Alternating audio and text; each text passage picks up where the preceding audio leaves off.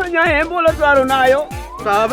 सॼी अस्पताल ॻोल्हियमि न कादो न मिलियो न एम्बुलेंस जो ड्राइवर अरे इलाज काॾे वियो अरे हिते पियो हुयो हाँ साहब हिते पियो हुयो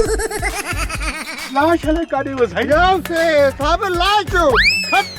कादन सभु गायब अरे ये साला सीन साहब ॻोल्हियो न हलो हलो साईं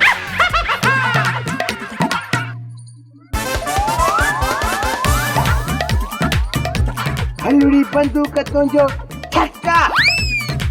ॻाल्हि त ॿुध कॾहिं त माण्हुनि खे खिलाए असुल पेट में सूर विझी छॾींदो आहियां अॼु छो ईअं हारायल जुआरीअ वांगुरु कंधु हेठि कई वेठो आहियां भाऊ मिठल यार मां इश्क में वॾी चोट खाधी तम गुली मूंखां मोह मटाए पैसो ॾिसी वञी धनु धोबीअ जी अखियुनि में अखियूं अटकायूं अथई खला अथई खोबला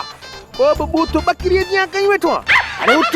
जवान थी खण बंदूक ऐं ॿई नाल वञी गुलीअ खे ठकाओ कर त वञे वाण वठी भले भले वाह जी सलाह ॾिनी अथई हा मां गुलीअ खे मारे वञी जेल वसायां गुली वञी क़बर वसाए माना असांजो घर ई तबाह भला पोइ ही सलाह ॾे हीअ सलाह भली अथई नाकाम आशिक हूअं ई मौत जो सहारो वठंदा तूं बि वञी ख़ुदकुशी करे छॾ भले भले भाऊ मिठल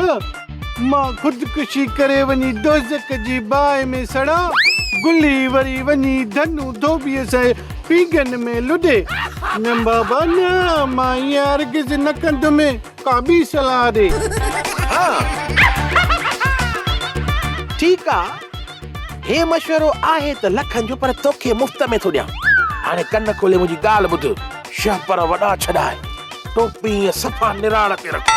धनुअ मां पैसा कढ अरे सुञो थींदो त गुलीअ मां पाण ई हथ कढंदो वाह जी सलाह ॾिनी अथई अची तो बाको त पाया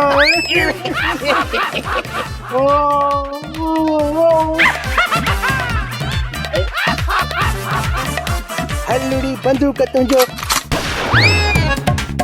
बड़स माण्हू वारे त कम हिकु बि न कई बाक़ी हल सलाह त कम आया यार चाचू हिला दिया ना रोजगार जी ॻोल्हा में आहे चाचू पोइ तूं अलूअ जे घर हलियो वञ उते तोखे रोज़गार मिलंदी बल्कि गारियूं बि मिलंदियूं चाचू गारियूं बि भलियूं आहिनि पंहिंजो कमा खाईंदुसि पंहिंजो चाचू तुंहिंजो कोन खाईंदुसि छो मुंहिंजो खाधो पारू तो आशा